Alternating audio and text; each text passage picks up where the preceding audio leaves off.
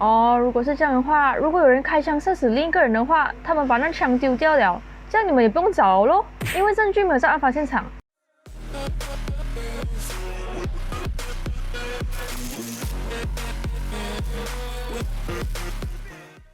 Hello， 大家好，我是妙媛。所以在5月9号那一天呢 ，Mr. Ajaria 就拿了2个影片来做对比。第一个影片呢是关于船的模型，还有Sam当时候在 Hongkrasai 那边示范 Demo 到底怎样抓住他的脚，之后从船尾的左侧那边掉下河的那个影片。之后的影片呢，就是他们解释，如果那个人是坐在船尾的话，那个人的脚呢会是伸直的状态，又或者是双脚放在座位上，所以他们表示根本就不可能会有人可以这样子蹲着，然后抓住另一个人的脚，尤其是当那个甲板那边已经是呈现那种水一直这样喷上来的那种状态。再来 ，Mr. Ajaria 公开了一个 Demo 的尸体的影片，他说法医没有征求过巴尼达，还有之前的代表律师 Lawyer Krishna 的同意，他们就私自把 Demo 的尸体呢偷偷带到一个很肮脏的地方去做实验。影片里面可以看到呢，法医在用那个螺旋桨来做测验，想要看一下那个螺旋桨跟伤口呢到底能不能吻合。Mr. Ajaria 表示，当他们在转动那个螺旋桨的时候，其实呢那个过程是在制造额外的伤口，其中左脚呢有8条伤口的线，估计是被螺旋桨打到9到10次，而右脚的5条伤口线则被螺旋桨打到多达8次。所以这一张照片呢像是一个 reference 这样子啦。他们是说法医想要把 Demo 的伤口呢弄成这个样子。我问了我朋友啦，他之前看过 Demo 的尸体照片嘛，我有把这个 video 上去给我朋友看，所以他讲说这个 video 里面的脚，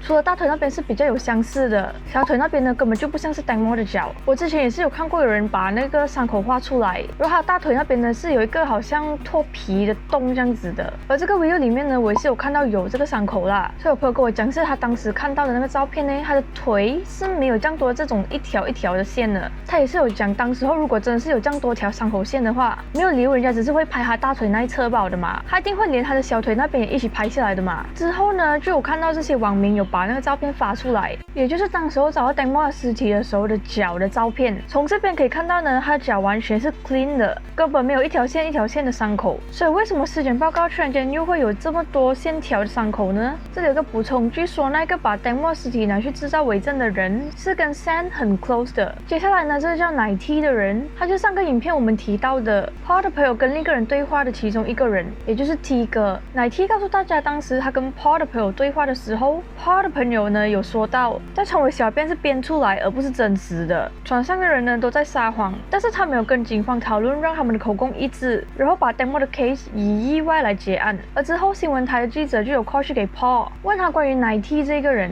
Paul 告诉记者呢，他并不认识奶 T。而关于之前奶 T 有在 Paul 的公司那边买了一辆车这件事情呢， Paul 叫奶 T 拍一张车的照片，又或者是销售合同呢给他看，因为他卖车已经卖很久了，他不知道奶 T 几时在他公司买了一辆车。但是私底下的话呢，他是不认识奶 T 这个人的。GPS 专家也是有表示说，那个船的设计，那个船的本身呢是已经设计好了的，就是说船呢并不会把任何东西吸进船底，又或是船的侧边而导致撞到螺旋桨的。同时 Mr. Ajaria 也公布了一个警察医院的法医，还有一个前外科医生的对话。警察医院的法医告诉前外科医生，警方那边已经承认错误了。前外科医生也说明了 Demo 大腿的伤口不是被螺旋桨造成的。关于检察官让警方呢去进行多20项的额外调查， Mr. Ajaria 表示是因为警方的言辞不好，简单来说就是说服不了人，所以才需要做额外的调查。至于 Lawyer Desha 讲的额外的调查呢，并不能把疏忽转成谋杀案。Mr. Ajaria 表示呢，之后 Lawyer Desha 应该要重新去读过法律，因为额外调查找到的新证据是可以提出额外的指控的，检察官也可以起诉嫌疑人谋杀的指控。Mr. Ajaria 坚信呢，这就是谋杀案，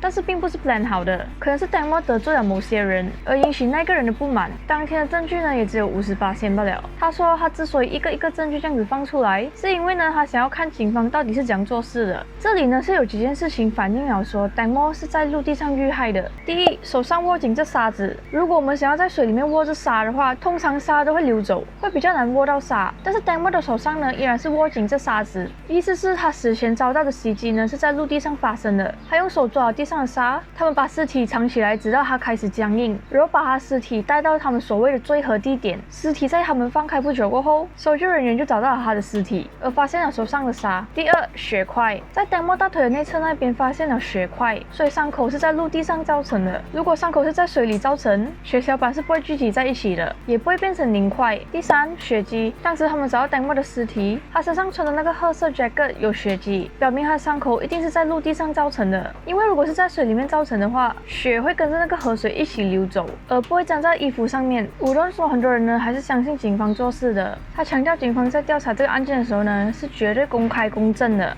他指出一个没有参与案件的人给出的资料，他们不会对此类的声明负责，因为可能存在差异。他也表示警方呢会一起开会然后模拟这个 case， 而且他们也是有专家，所以任何人呢都不可能对他们施压，又或者是命令他们扭曲事实。至于 Mr. Ajaria 公布的那段影片真的是 Demo 的尸体吗？警方表示呢他们没有办法回答这个问题，因为现在这个 case 呢是安的检察官，所以他们没有办法插手这件事情。关于尸体在没有通知家人情况下偷偷带出去这件事情呢，到底有错还是没有错？之前也有没有过这种事情发生？警方的回应是没有错，而之前他们也是有这样子做过。他们不需要通知任何人，因为这个是他们的权利。他说他们有权利在任何时候呢把尸体拿出来，然后做检查，而他们一切呢都是按照法律的次序来做事的。但是有一件事情啦 ，Mr. Ajaria 是有讲，如果真的是要把尸体拿出来去做实验还是什么的话，必须要有船的专家和上场解剖的法医，像是 Dr. Bontip 这样子的，他们才能够做实验。但是他们呢，只是一些警察医院的法医而已，他们并不是那种很厉害 handle 的法医。所以这里的话呢，他们是已经错了，他们是不可以在没有完整的团队之下去做实验的。记者会结束过后呢 Chirapa 就有讲，他对警方做事是充满信心的，全部的调查都是根据法律次序，并且根据找到的证据呢提出指控。如果任何人犯了错误，他们就必须接受调查。他也表示那个影片尸体被偷偷带出去呢不是事实，他不知道 Mr. Ajaria 的目的到底是什么，目的不是很明显咩？猜穿你们啊！至于制造伪证这件事情呢，必须继续的跟进。这个案件呢，检察官依然还在审查中。他也强调，他们没有任何一个人会把资料发给一些不相关的人。5月10号那一天，新闻台工作人员 Sora Yu 在 Facebook 透露了，在船上其中一个嫌疑人的身上检验到了 Alprazolam 的药物，所以这个 Alprazolam 也被称为 Zolam， 它是一种 benzodiazepine 的药物，是拿来治疗焦虑恐慌的一种药物。这药物服用过后，最常见的副作用有失控、性欲变化、失调、松弛发音、疹、通气不足、便秘、顺行性遗忘症以及注意集中等问题，睡意、晕眩、头重脚轻、疲倦、不稳定以及受损的运动协调，还有眩晕等等，也有可能会发生以下的一些异常反应，比如视觉变化、醉酒感、兴奋、侵略、愤怒、敌意、震颤及手震、疯狂躁动、飞跃、慌张等等。这种药物呢会影响中枢神经系统，所以很常会被人家滥用这种药物。之前3月1号的时候呢，5个嫌疑人里面有3个人提供了尿液样本，有1个人则是尿液跟血液的样本，但是其中有一个人呢拒绝尿液跟血液的检验，之后 Paul 就出来承认了那个人呢是他。在他身上呢检验到了 0.5 mg 的 Alprazolam， 他讲说是事发过后他才吃的，因为他很压力，所以他就服用 Alprazolam 来解压。有人会问啊，过了这样久还真的是能够检验到那个药物的咩？麻醉药物能被检验到的时长呢大概是3个月左右，通过头发呢还是可以被检验出来的，但是酒精呢是在喝下去之后的30分钟之内会检验到，而酒精呢会在每个小时下降15到20的 mg。罗当之后呢有在 Facebook 那边讲这一件事情啊，他说他之前已经在不同的social media 上面公开过一个 secret chat， 这样子就是有个人呢提交证据给他，说船上的某些人呢做过这种事情，就是下药给女生啊。他没有办法回答这个人是谁，而且到底是不是船上的人。但是当你的朋友死亡的第一天，你的血液里面就有这种药物，你就应该出来向大家解释为什么你要服用这种药物，为了治疗失眠还是为了治疗焦虑。如果真是这样子的话呢，你需要医生的 prescription， 因为这个是被管制的药物，如果没有医生的 prescription， 他很难不担心呢它是被当作是毒品使用，又或是想要对船上的人做一些什么事情。 Dr. Am 呢也在 Facebook 说明，这个是治疗焦虑、恐慌还有抑郁症的药物，有时候需要的话可以当作是安眠药。罪犯呢会用它来犯犯罪，用它让其他人感到爱睡、模糊，或者是醒来的时候呢，短暂的失去记忆。案发当天，如果在受害者身上没有找到 alprazolam， 使用药物的犯罪几率就很低，因为单单只在嫌疑人的身上找到，并不能说明什么，只能说明嫌疑人自己服用了。但是如果在受害者身上检验到的话，那就是变成另外一回事了。5月11号 Professor Rojana Temrom 建议可以去 check 一下那个 medical record。alprazolam 是2级的精神药物，政府是不允许私自服用的，只有诊所跟医院的批准才可以服用。而且如果医生真的是有开过这个 prescription 的话，他们一定会有 medical record。他也强调酒精是可以提高这个药物的副作用的，导致服用的人更容易爱睡。5月10号的时候 ，Mr. Ajaria 去到了反贪污局那一边，呈交证据，并且指控 Napapat 还有参与尸检的人触犯法律157以及335第6项条文。他说他们使用虚假的 statement，Tengmo 的伤口不是螺旋桨造成的，但是法医却说成是螺旋桨造成的。另外一方面 ，Mr. Ajaria 有展示了一个警员还有一个外人的对话。警员承认他们在拿猪肉来做实验的时候，不管是从船尾还是船尾的侧边，10次的实验里面呢，只有1次是被螺旋桨打到罢了。Mr. Ajaria 确定这一个呢，并不是 edit 过的对话内容，因为这个叫 Araya 4的警员是其中一个负责 Tengmo case 的人。Araya 4也是有讲到，警方尝试了很多各种不一样的模拟测试，但是螺旋桨完全没有办法 match 到。Mr. Ajaria 表示，这个就证明了他们很努力的在想办法要制造伪证，而这个警员呢，并不认同这些模拟测验，所以他把资料呢发给了一个外人，他感到非常的不自在，但是他不知道怎么办，因为他只是一个下属吧，如果他不 follow 他们的话，他担心自己的职位呢会不稳。Mr. Ajaria 也有证据证明，法医科长已经表明了大腿内侧的伤口不是螺旋桨造成的，而且有好几个的船尾模拟实验发现到伤口跟螺旋桨呢根本 fit 不到，但是结论却说成是螺旋桨造成的。关于6号的时候，检察官叫警方进行20项的额外调查，警方竟然在9号的时候就说他们已经完成调查了，也把报告交回去给检察官了。Mr. Ajaria 感到非常的怀疑，什么调查可以这样快完成的？因为检察官有讲过，可能需要20天的时间。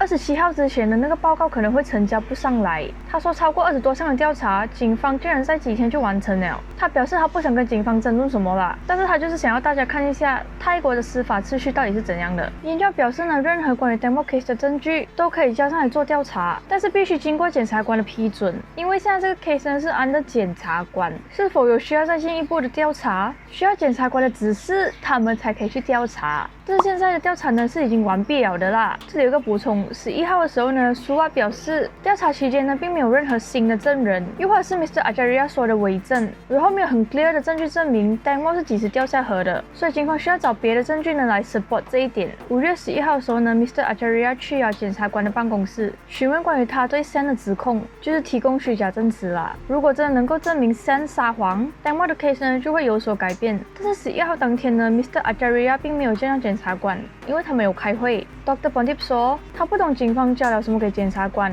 所以他并不能回应这件事情。至于大腿的伤口类，他也是只有同样的答案罢了。他从一开始就已经讲了，大腿的伤口不是螺旋桨造成的，所以要总结成螺旋桨造成的话，真的是很困难啦。有些东西可以解释伤口是什么造成的，但是有些东西他没有办法解释，他需要找方法来证明。而他也再一次的强调 ，Tengmo 呢不是从船尾掉下去的。这里有一件事情呢是 Mr. Ajaria 自己讲的，他说有一个人呢交了一个 video 给他，说是当天船上的人吵架以及发生了什么事情的 video， 也有人交了一封信给他，内容是 Tengmo 发生了什么事情，是谁杀他的， Tengmo 是怎样被杀的。他说那个人的描述呢是很残忍的，但是他并没有公布出来，因为他需要检查先到底是谁 send 给他的这个东西，然后 send 给他的这个人呢到底能不能相信，因为他怕有人要陷害他，只是他没有 check 过，如果他直接拿出来公布的话，如果是假的话就会变成他错了，所以他说给他时间去检查先，如果检查过后那个 video 是真的，他才会公布出来， Tengmo 的 case 就会有反转。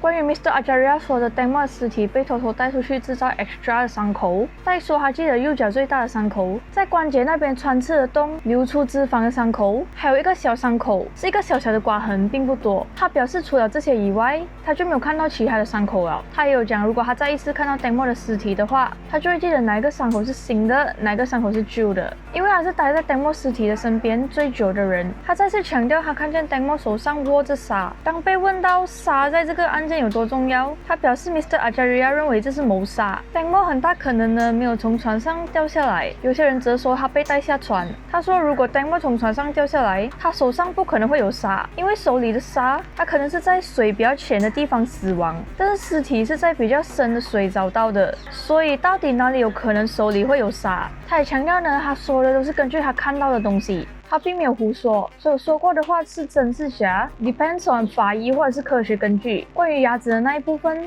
他表示他很确定他看到的时候呢是破裂的。Dr. Pontip 也解释过，有可能是真的破裂，但是清洗过后呢，那个看起来像是破裂的牙齿，其实可能是那些泥土卡住了。他也有说，如果检察官需要他提供 Tengmo 伤口的资料，他也准备好了，因为他还记得那些伤口，而且是他把 Tengmo 的尸体转交给警方的，并且找到伤口的人。他也表示呢，伤口不超过10个，其他的伤口呢可能是因为树枝、草又或者是别的东西，但是绝对不是螺旋桨，没有一个伤口看起来像是螺旋桨造成的，尤其是脂肪渗透出来的，肯定不是。Dr. Dawachai 在 Facebook 写了，欺骗大众失败了。如果你依然要说最大的伤口是跟螺旋桨吻合的话，是从船尾掉下去的，这种说法跟现实真的是相当矛盾。这里有一个补充啊，之前 Mr. Ajaria 有讲过，警方有联络过 Dr. Dawachai， 要他当证人说伤口是螺旋桨造成的，但是 Dr. Dawachai 呢拒绝参与。在这个影片里面呢 ，Dr. Dawachai 就有讲，如果你们仔细看，你们会发现呢有一个戴黑眼镜的人，就是 Paul 啦，然后把酒瓶 pass 给另一个人，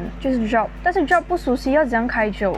然后把酒瓶pass回去给 Paul。Paul 的右手呢拿着一个疑似折叠式的刀，也就是他们讲的 K2 啦，非常有技巧的使用这把刀来开酒瓶。他表示喜欢喝酒的人呢，很快就能把酒瓶打开。虽然这把刀的设计呢，本来就是用一边手就可以使用的，但是从 video 里面看到嘞，它开起来跟折起来的时候呢，都很 smooth， 所以这个人看起来呢，像是很会用折刀的人。通常 K2 这把刀呢，在那些喜欢户外活动的人，像是航行、钓鱼、camping 等等的人呢，都很受欢迎啊。这把刀呢，它刀片短、宽，然后又坚固，最重要的是很尖，很多的情况下呢都能够使用了。煮东西的时候可以用，同时间也可以拿来当做是武器使用，拿来 self defense 或者是攻击。K2 的价钱呢是蛮贵的啦，通常会携带 K2 的人呢都是比较 high class 的人。另外一件事情呢，就是有网民发现了，之前有人寄给班尼达的那个图案里面有 K2 这个字，所以他们认为呢，很大可能那个凶器呢就是 K2 那一把刀。之后 Dr. Dawachai 在 Facebook 说了，他找了比较多肌肉、比较少脂肪的猪肉，打算用 K2 那把刀呢来做实验，割出 1.5cm 到4.5cm 深的伤口。以下呢是他的实验结果，他用 K2 的战术刀做实验，一条长的切割从上割到下，大概是 26cm 长的伤口，中间 4.5cm 深，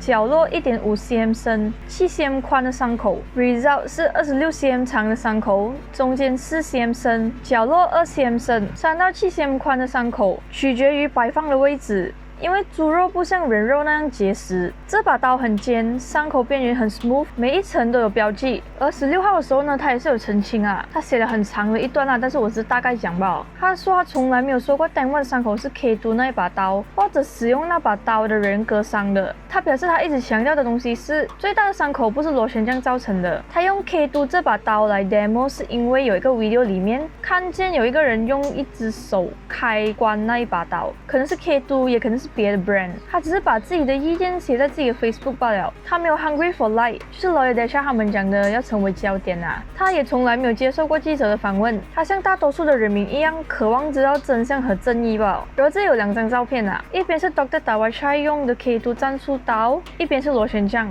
所以这里他们是讲说那个伤口的角度呢 ，K2 会比较可能，螺旋桨呢很难形成那个角度。所以现在民众呢质问警方的东西是，为什么他们没有检查这个 video， 然后去审问那些船上的人？警方说在案发现场那边没有看到有刀，没有找到任何尖锐的物体，所以就只拿在场的证据而已。然后民众呢就骂回他们啊，如果是这样的话，如果有人开枪射死另一个人的话，他们把那枪丢掉了，这样你们也不用找咯。因为证据没有在案发现场，一个人做错事没有理由会把证据放在案发现场的吗？难道他们要把那个证据放在那边，然后给你们找到讲说，我犯罪了，我是好人，来捉我这样子咩？那也可能的。所以16号那天呢 ，Mr. Ajaria 还有 Mr. Chalfon 带了潜水员去美南河那边收集 data。他们潜水下去的地方呢，总共有3个 point。第一个呢是 Tengmo 从船上掉下来的地方。第二个是找到 Tangmore 尸体的地方，第三个呢是 Mr. Ajaria 认为真正发生事故的地方。当天他们最主要的工作呢是潜水拍一些水底的照片，收集沙粒的样本。他们也有用一些金属探测器啊，如果有什么 metal 的东西的话呢，他们都会收集起来。Mr. Ajaria 最主要想要找到的东西呢是白色裙子、酒杯还有折刀，所以收集到的证据呢，18号的时候呢都会交给 DSI。他们希望 Mr. Samsak 能够接手这个案件成为 special case， 证明这个 case 呢到底是不是谋杀案。之前呢，我们也是有讲说有人跟踪 Mr. Ajaria， 然后想要杀他。同时呢 ，Mr. Ajaria 也不是普通人来的，也是有人在 back up 他的。但是 Mr. Ajaria 是有讲啦，如果他万一真是被人家杀死的话，他会把他遗体呢交去给医院做研究。他也是有讲钱容易找，但是公证呢很难找到，多少的钱呢都收买不了他的。他说他不认识 Tangmore， 他跟 Tangmore 呢也不熟，他只是要帮人民寻找公道而已。如果真是发生什么事情的话嘞，他讲说他就交给天了。而17号的时候呢，有一个 update 啦，就是 Mr. Ajaria 现在是处于很危险的状态，因为他不是只是调查 Tangmore 的 case 罢了，他手上还有很多其他的 case 在调查着。然后不懂在15还是16号的时候啊，现在有人跟着他，然后不懂是谁来的，所以他现在处境呢是非常危险的。但是他说不管怎样呢，他都会帮忙寻找公道，直到他生命的最后一刻。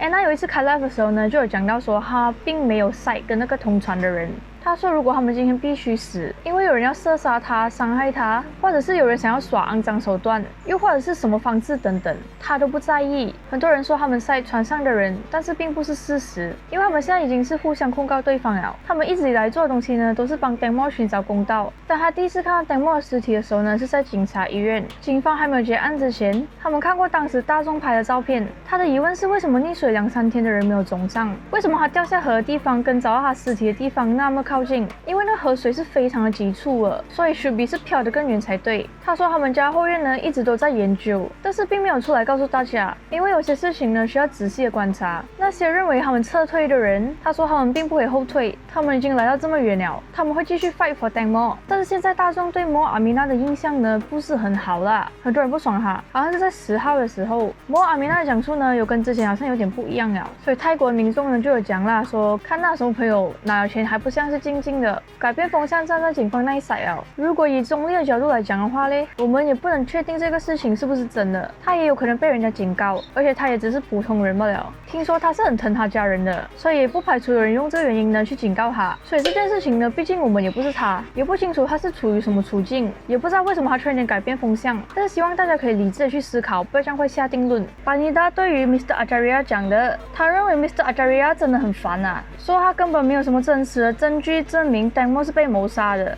说 Mr. Ajaria 一直抓着 Sam 不放是因为 Sam 很有钱。他说 Mr. Ajaria 呢是因为需要钱才一直针对 Sam。同时巴尼达也说呢 Sam 是很聪明的，他知道要怎样应付。至于 Mr. Ajaria 公开的 video 里面说是 Tangmore 的尸体，巴尼达说他只看到身体并没有看到脸，所以根本就不能确定到底是不是 Tangmore 的尸体。他说 video 也不是很 clear， 只看到一条条的伤痕，所以根本不知道是谁的尸体。而且如果要把 Tangmore 的尸体拿出来，一定要经过他的同意，因为 Tangmore 是他的财产。财产。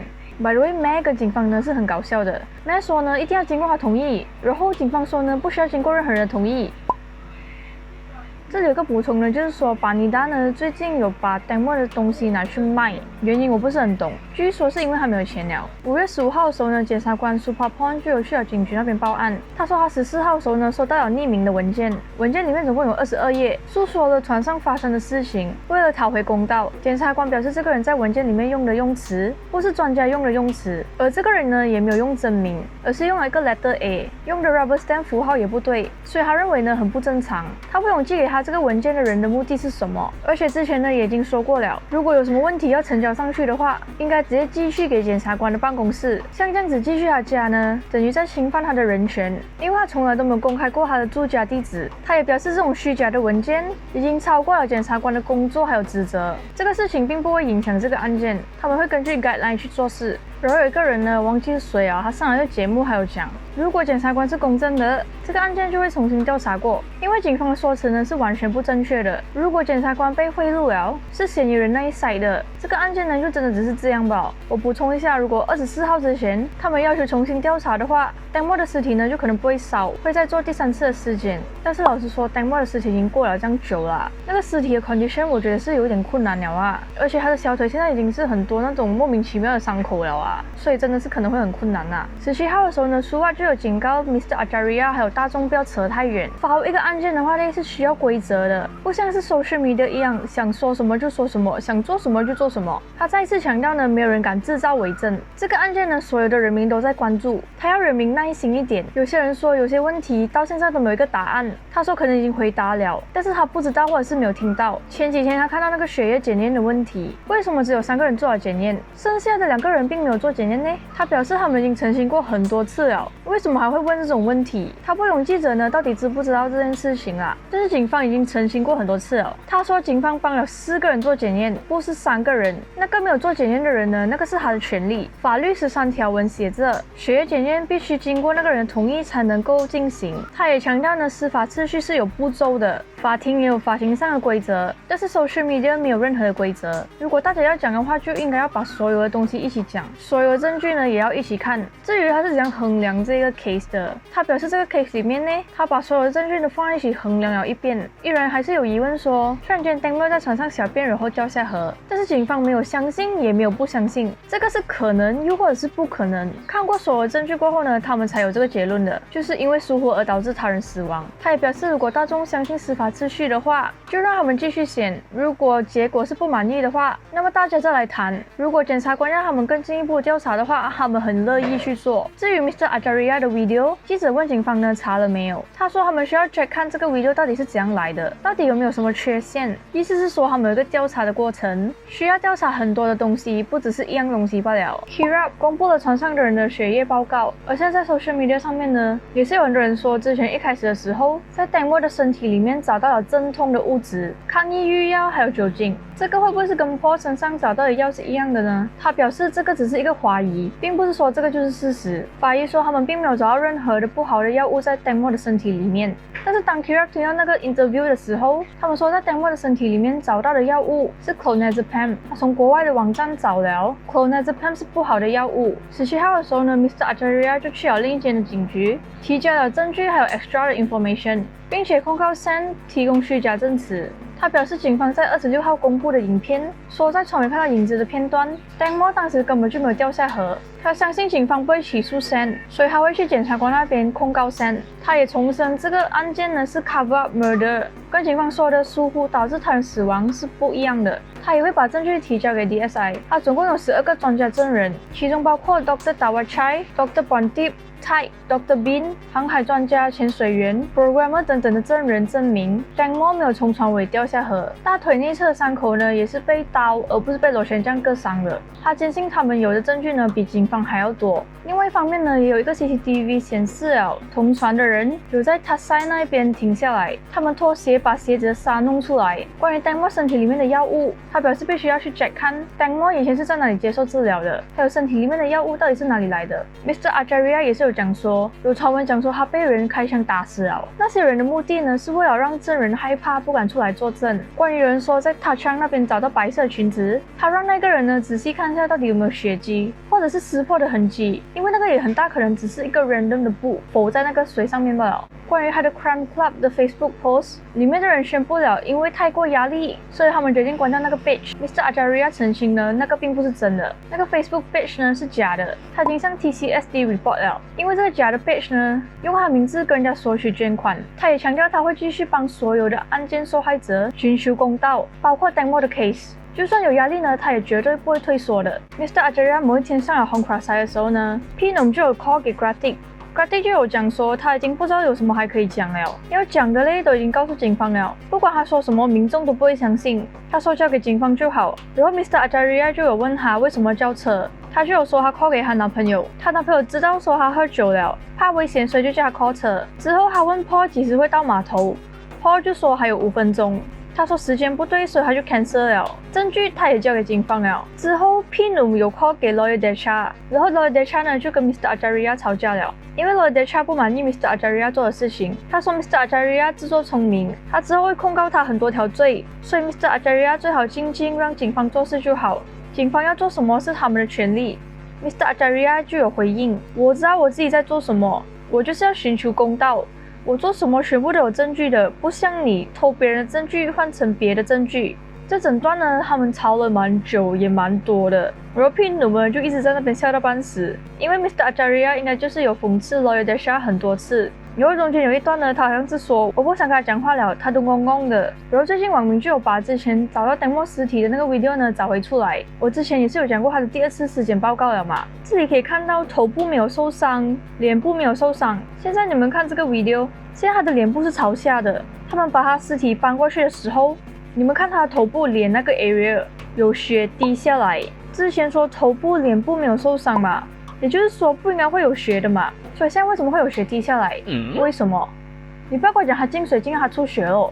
还有一件事情呢，就是网民发现当时 Demo 的尸体脚底那边有一个像是钉子这样的东西卡在脚底那边，所以18号那一天呢 Mr. Ajaria 就去了 DSI 的部门那边提交了20 set 的 forensic evidence。 他们发现事发当天呢，不只有1艘船吧，而是有2艘船，2艘船同时都停在塔塞那一边，而其中1艘船呢就是仙女人的船。Demo 右脚大腿内侧是被尖锐的物体割伤的，而不是螺旋桨，证明了这就是谋杀。还有 Demo 手上的沙看起来像是他们停泊在沙港那一边的沙。专家指出 Demo 还没有被放进河之前就已经死亡了，而警方宣称的这个事发地点呢，很大可能也不是。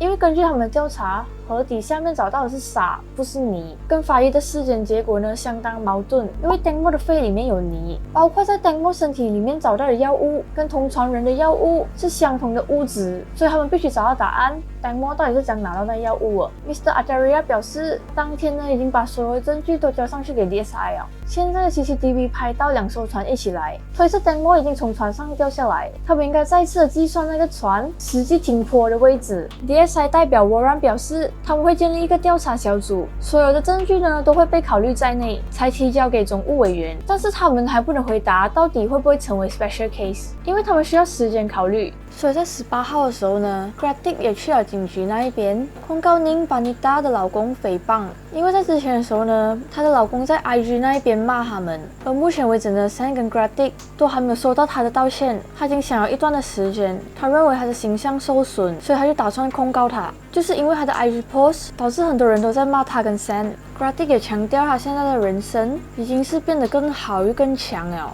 如果他现在是第一次看到这种 post，他会哭，因为他会觉得很压力，从来没有面对过这种事情。他现在的 mental 呢也比较 strong 了，他也决定了还要 move on。Gratic 也表示，最近很多人呢都 send 他们 message， 然后骂他们，说他们是 EQ 了。至于 Mr. Ajaria 讲的，他说他看到船上的人遗失拿一把刀这件事情呢，他们全部人都有在船上，但是他们并没有看到任何一样东西像是 Mr. Ajaria 讲的。他不知道他应该要讲什么，他觉得很可笑。他很确定在船上没有发生过任何袭击的事情。Gratic 也说明 Mr. Ajaria 怀疑的事情呢，让船上的人呢都惹上麻烦，有些东西呢根本就是跟真相离得太远了。他表示他们并没有输 Mr. Ajaria， 因为 Mr. Ajaria 并没有输他们。他表示 Mr. Ajaria 如果有在哪里造成麻烦的话，他们就会考虑控告他。所以 Gratic 18号要告人嘛，19号他的卡玛就来了。所以19号的时候，检察官 Supapon 就有让负责 Demo case 的警察 Supan 回来接受调查，并且回去重新再开过一个新的调查，并且报告 Gratic、Job 还有 Paul 更进一步的指控。Gratic 跟 Job 的指控包括疏忽而导致他人死亡，而 Paul 呢会加多一条罪，就是使用违禁药物。所以 after 检察官的回应过后，警方就加了这些指控，也就是说现在他们5个人全部都有因为疏忽而导致他人死亡的罪名。同一天，对于 Mr. Ajaria 的投诉，Suwat 就有 appoint 监察委员会去调查4名警察，其中包括 Jerapat、Wasan、Paisan 还有 Jaturan。对于 Mr. Ajaria 提交的信函，控告这4名警察没有根据正确的步骤去做事，没有履行到他们的职责，其中包括没有在最快的时间里面收集所有的证据，提供虚假的讯息，或者虚假的证据没有帮助嫌疑人做检验等等，所以他们就安排了监察委员会去证明这些东西到底是真的还是假的，确保各方的人呢都得到公平的对待。20号的时候 ，Mr. Acharia 去了警察局长的办公室那边，交了一封信，要求调查 IFM 的法医科长，还有负责检验 Tengmo 尸体的法医。Mr. Acharia 表示，在这个案件里面呢，法医有责任进行尸检，但是他们并没有义务需要把尸体带出去做模拟实验，把伤口和螺旋桨做对比。到底是谁下的命令把尸体带出去做模拟试验？而且关于这件事情，巴尼达跟 Lawyer Krishna 完全没有被通知到。关于4名警察进行纪律调查 ，Mr. Acharia 个人认为4名警察呢都有错，把错误的证据呢输入进电脑里面，把错误的相片在媒体发布会上面公开。Mr. Acharia 也表示，下个星期他会把更多的证据交给调查人员。有关4名警察接受纪律调查的这件事情 ，Mr. Acharia 当天也去了警局那边提供资料。